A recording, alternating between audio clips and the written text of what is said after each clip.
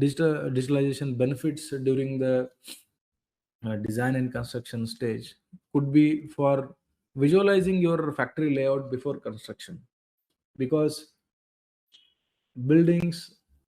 could be typical, but factories are always unique and they are supporting a business critical processes. So it is very important that we develop the entire factory layouts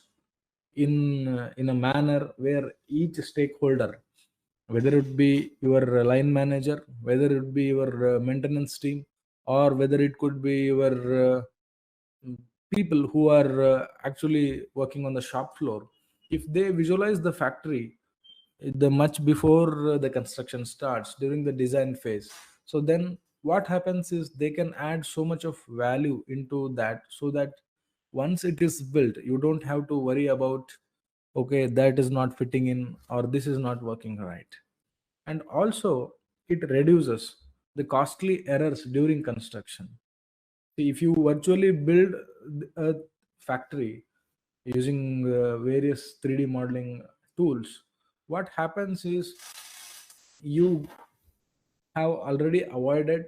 it is as good as you virtually building it once, fitting in all your machinery equipment, ensuring that the necessary clearances are there, so that once you hit the site, or once you start the construction on the site, the downtime for you will be very less. Otherwise what happens is you do the traditional layouts on two-dimensional drawings, then you go to the site and then something is not fitting in, or the clearances are not there, or the foundation requirements are not taken care, and then once the machinery comes it causes the delay of the overall project. Hence your commissioning dates or your operational dates go up, which may not be the most optimal way of doing things. So if we have better planning, if you are also for expansion projects or renovation projects, where let's say you have an existing unit and you want to expand that particular unit to a larger facility, or additional capacity you want to add in the same existing factory, so getting the survey of the existing factory, developing a digital 3D prototype of the entire factory, including the machinery, will give you a better overview on how well you can expand your capacity, and then add more and more, whether it is lines or whether it is conveyor belts. Based on your particular process, you can do that analysis. Then increasing the uptime using digitalization or digital twin. Today what happens is industry 4.0 or digital twins have become buzzwords in our industry. Everybody wants digital twin, but for that digital twin to happen, a data basic structure of data should be ready, so in digital format, for which the basic requirement is a 3D model. So once you have these 3D models and the real time data coming in from your operations, so what happens is you will be able to overlay that information and then understand how your factory is performing, so that you can derive meaningful analysis out of it, and then understand if there are any equipment or if there are any machinery which needs maintenance proactively, so that you do not have to suffer any downtime for that matter. Not just uh, people, not just machinery, people are also very important aspect of digitalization, because what we don't understand is it is not always that digitalization is bad for people because it will take their job. No, it is not necessarily like that. Digitalization helps people to work in a much more productive manner, where they can focus on the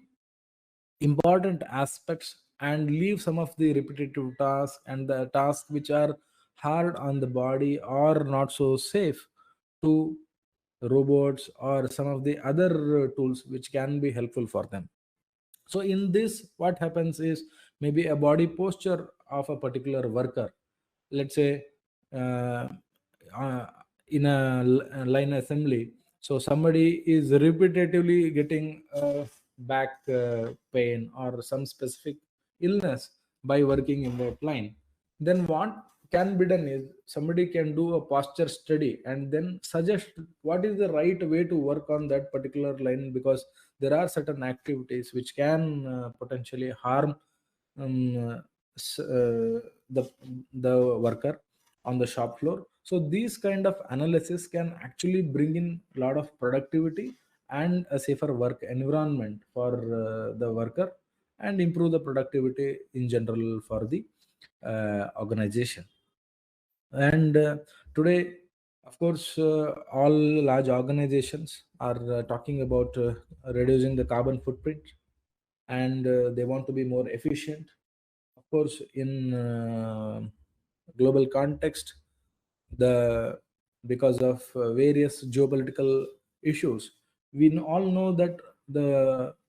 energy costs are going up, and all want to invest on new ways of doing things where they'll need less energy for production and reduce their carbon footprint. So unless we are able to measure and identify the machinery or the processes which are consuming a lot of energy, then we will not be able to reduce it. So it is very important that in our digitalization we also focus a lot of times on sustainability, energy efficiency, and all these kind of things.